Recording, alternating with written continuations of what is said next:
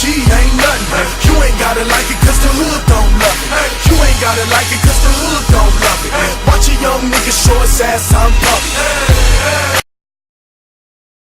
Hello guys, Kingdom Voices here, and this is my review for Exodus Gods and Kings. Exodus Gods and Kings is the new biblically inspired epic film directed by Ridley Scott and stars Christian Bale and Joel Edgerton. The film follows the defiant leader Moses rises up against the Egyptian pharaoh Ramses, setting 600,000 slaves on a monumental journey of escape from Egypt and its terrifying cycle of deadly plagues. Now, I for one am not an enormous fanatic of Ridley Scott, but I would say that I was looking forward to Exodus Gods and Kings because it looks like a huge promise of a film this year.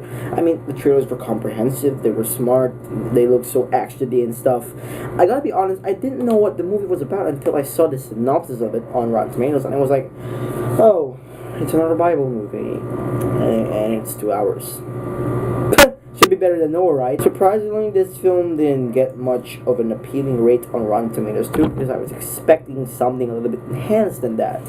So, how was Exodus Gods and Kings? Oh god damn it, here we go. Exodus Gods and Kings is one of the most hard to sit through, overpowering, and the most overtiming movies of 2014. First, let me get into my positives first. The cinematography was beautiful, it had really good shots.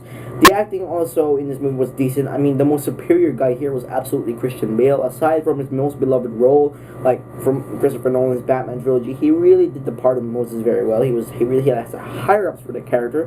His emotions were very sensible. He just did a very good job.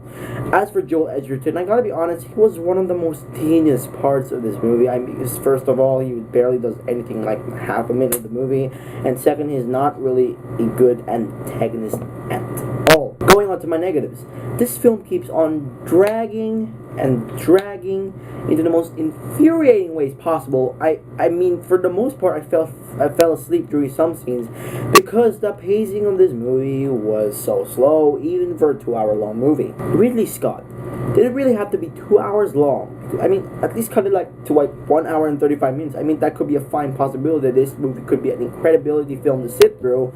The writing in this movie too feels a bit sloppy at times because, first of all, the dialogue was so sloppy in this movie, and the line delivery could get a little bit over the top, mainly because it's the movie itself keeps on taking itself too seriously. Like, it thinks it could be a Bible movie that they could take to a whole new level, because basically there were a lot of changes to the story. I mean, comparing it to the original story of Moses, there are many slight additional things happening in the movie despite my comparisons I made with the original story of Moses.